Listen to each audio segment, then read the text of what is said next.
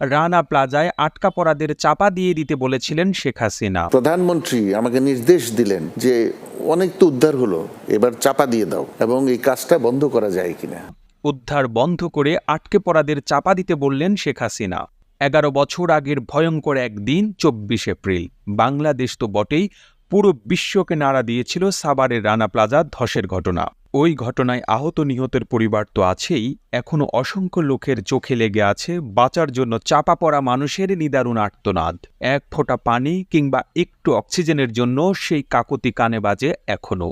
1136 জন নিহতের ওই মর্মান্তিক ঘটনায় জীবিত উদ্ধার করা হয়েছিল 2438 জনকে। উদ্ধার কাজে সার্বিক তদারকির দায়িত্বে ছিল সেনাবাহিনীর 9ম পদাতিক ডিভিশন, যার প্রধান ছিলেন সাভারের জেনারেল অফিসার কমান্ডিং বা জিওসি তৎকালীন মেজর জেনারেল চৌধুরী হাসান সারোয়ার্দী। বিষয়টি নিয়ে বিশেষ প্রতিবেদন করেছে যমুনা টেলিভিশন। প্রতিবেদনে বলা হয়, 2023 সালের অক্টোবর থেকে কারাগারে থাকা সাবেক এই এসএসএফ প্রধান মুক্তি পান গত 6 আগস্ট। তার দাবি, রানা প্লাজায় নিহতের সংখ্যা কম দেখাতে নির্দেশ দিয়েছিলেন শেখ হাসিনা। তিনি বলেন, উদ্ধার কাজের এক পর্যায়ে সাবেক প্রধানমন্ত্রী শেখ হাসিনা আমাকে নির্দেশ দিলেন, অনেক তো উদ্ধার হলো, এবার আটকে পড়াদের চাপা দিয়ে দাও। উদ্ধার কাজ বন্ধ করতেও নির্দেশনা দেন সাবেক প্রধানমন্ত্রী, তবে তা বন্ধ করতে রাজি হননি তিনি। জবাবে বলেছিলেন, এটি অসম্ভব।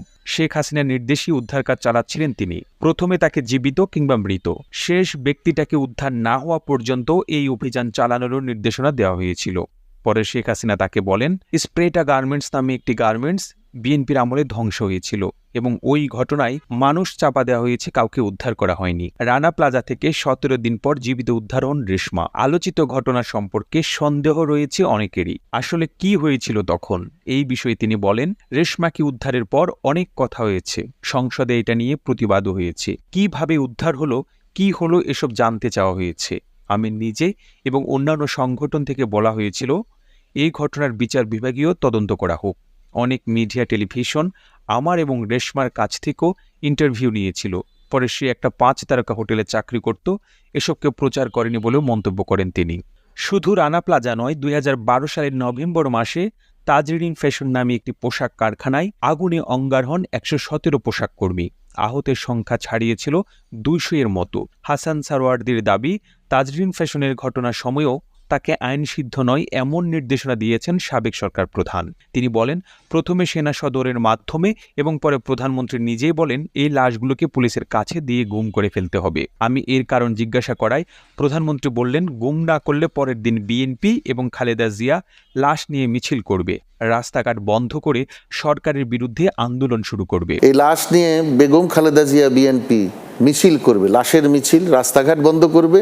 এমন আরও অনৈতিক নির্দেশনা অমান্য করায় তিনি আওয়ামী লীগ সরকারের অপ্রিয় পাত্রে পরিণত হন বলে দাবি করেন ন্যাশনাল ডিফেন্স কলেজের সাবেক এই কমান্ড্যান্ট। প্রতিবেদনটি ভালো লেগে থাকলে আপনার টাইমলাইনে শেয়ার করুন এবং বিশ্ব বাংলার ফেসবুক ও ইউটিউব চ্যানেলটি এখনই সাবস্ক্রাইব করুন। একই সাথে আপনি বাংলাদেশের কোন জেলা থেকে ভিডিওটি দেখছেন আমাদের কমেন্ট করে জানান। আমরা পরবর্তী ভিডিওতে আপনাকে ধন্যবাদ জানাতে ভুলব না।